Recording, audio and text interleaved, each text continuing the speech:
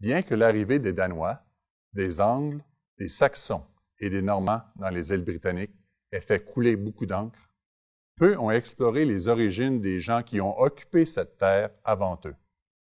D'où viennent les Celtes?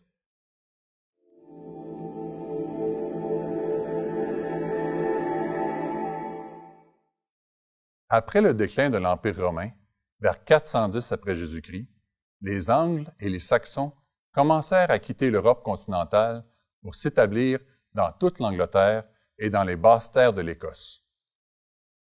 Au 9e siècle, les Danois ont commencé à construire des colonies autour des îles britanniques.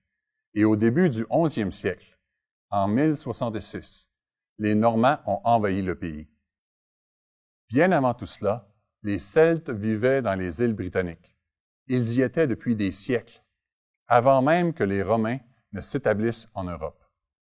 Aujourd'hui, si vous visitez les îles britanniques, vous pourriez bien y remarquer une renaissance celtique, car le programme d'éducation nationale du Pays de Galles exige que tous les élèves apprennent la langue galloise. Cette langue ancienne est une branche des langues celtiques parlées dans la partie occidentale des îles britanniques, l'Écosse, l'Irlande, la Cornouaille et en Bretagne. Les historiens ont traditionnellement considéré les Celtes comme étant l'une des tribus germaniques qui ont migré vers l'ouest depuis l'Europe centrale.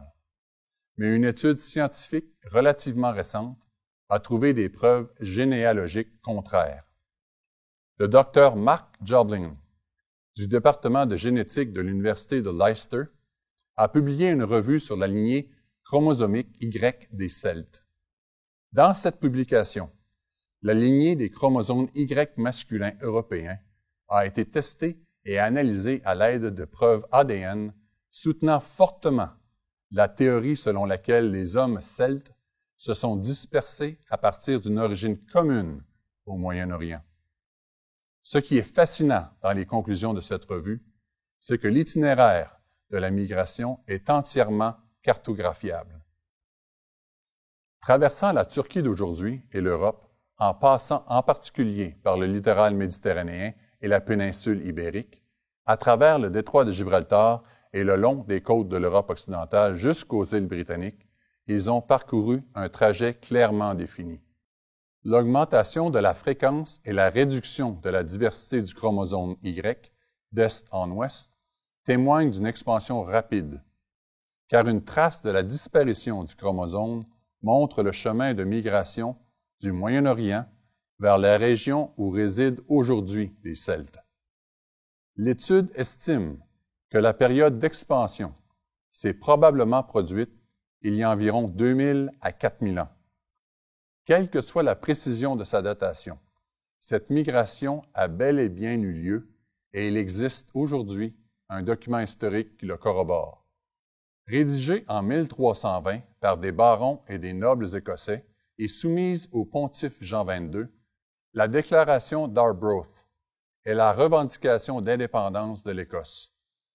Le document décrit la souveraineté de ce peuple et appuie la revendication du docteur Jobling en décrivant comment il s'est établi dans les îles britanniques.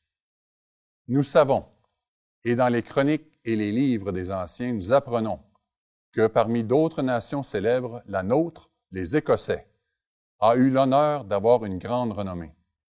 Ils partirent de la grande City par la mer Tyrrhénienne et les piliers d'Hercule et vécurent longtemps en Espagne parmi les peuples les plus sauvages.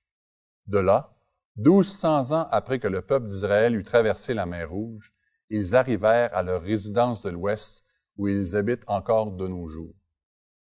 Ces nobles croyaient fermement que leurs ancêtres avaient migré d'Est en Ouest, selon le modèle exact décrit dans la publication du docteur Jobling concernant le chromosome Y celtique. Ces hommes partagent les preuves ADN qui corroborent leur dossier historique. Ici Marc Arsenault pour Point de vue du monde de demain. Abonnez-vous et cliquez sur la cloche de notification pour recevoir un avertissement de nouveaux contenus. Visitez notre site internet mondedemain.org pour lire ou télécharger des articles et des brochures et pour regarder nos émissions télévisées.